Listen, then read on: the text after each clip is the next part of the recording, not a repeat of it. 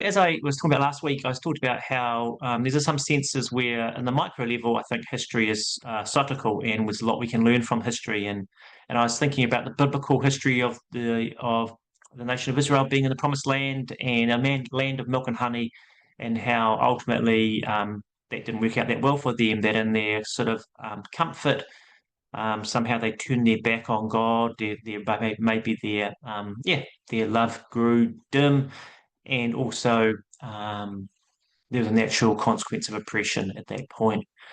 So I just want to kind of spend some time thinking around that because, often I think we feel like, as the last 30, 40 years, at least in my life, that, you know, um, we weren't horrendous people in any sense. But I remember back in my 20s, I had the privilege of going to Melbourne and spending some time there just talking to other followers of Jesus. And I remember this is literally over probably 30 years ago. I remember going to the oldest Baptist church in Melbourne, Collins Street Baptist, and it's an incredible church, and it's on a very flash street in centre Melbourne. But I remember going to there because they had all these really interesting involvement in the local sort of struggling community, the street community. And so I remember going there, and they took us out back of the church, and out back there was an alleyway, and they had a whole ministry with, the waifs and strays, those who were struggling, those who had fallen through the cracks in society, and they had, sort of they provided food and they provided a needle exchange program there. And I remember the person saying to me out back, they said, said in this alleyway, you can get a hit of heroin for something like $50. I can't remember, this was 30 years ago, $50 a hit of heroin, and, etc. And at this point, having grown up in New Zealand and, heroin back then wasn't a huge thing in most of the circles that I related to. So I, found that kind of fascinating.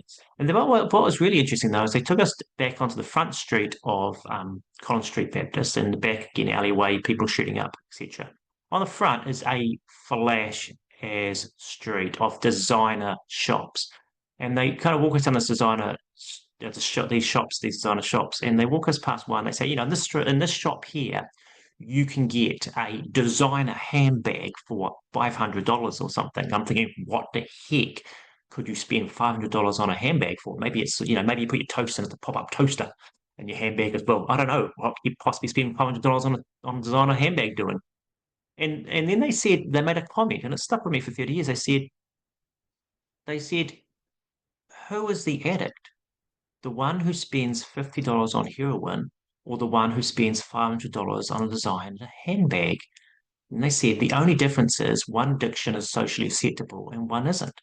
And I thought, whoa, whoa, whoa, that was a very strong statement. And it stuck with me over these years. And I think there's some truth in that. And so I just want to explore that truth. I think there's a sense where it's very easy for us to recognize our sinfulness in obvious things. Like, if I do get kind of wasted on drugs or alcohol, etc., then, obviously, I'm out of control. If I resort to violence and beat somebody up, then, obviously that's bad behavior. And probably if I gossip too much, if I gossip too much around the place, and that's obviously sinful as well. And if I lie quite a lot, then that's probably sinful too. A little white lie now and then, probably not different. That was just a joke, by the way. But anyway, so we kind of know those ones. They're kind of obvious ones. But actually, I think there's something deeper that when we give our allegiance, our priority, our love to something other than God, that's also according to this to the Bible, also sinful. But the problem with those ones is they're really good things. They're things that God, in many senses, wants for our lives. And so we don't often see them as potentially negative or destructive when we give our allegiance to them as our primary allegiance. So obviously, God loves our family. And so family, obviously, is a good thing. And God loves, I think God loves everybody having a roof over their head in a house. I mean, I think God despairs of our housing situation in New Zealand, let alone the rest of the world. I think God loves people having meaningful work. I think God loves people being healthy. I think God loves a good recreation. I think all these things are good things. I think God loves this stuff. But I think there's a problem when the good stuff becomes our priority and not our love of God as our highest priority. And I think at that point we move into idolatry, but we don't kind of see that as sinful because we know that God looks at that stuff as good. And I think this is where I see, maybe in my own life and in others and across the Western world, I think we went wrong in the last 30 or 40 years. I think we often gave our allegiance to good things, but not necessarily to God. And I think, we can talk about, I even have a problem with talking about a balanced life. Because what do you say? You give Jesus 60% and you give the others, you give your family 30% and 10% to your house.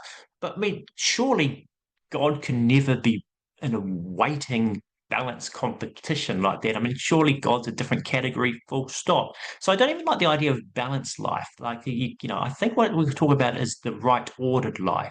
And the right ordered life is my primary allegiance, my primary love, my primary desire. Um, God takes the first and foremost place. And from that desire, everything else flows. And I think that is where I look back in the last 30, 40 years, and I wonder whether we took the good things of God, the good things of creation, and in some senses, we gave them our allegiance. And I think, again, going to what I talked about last time, is when we have a wrong ordering, when we don't give God our primary allegiance, our love, our desire, then I think what happens is a natural consequence, and that consequence is normally destructive. And so I want to kind of talk about that next time as we gather.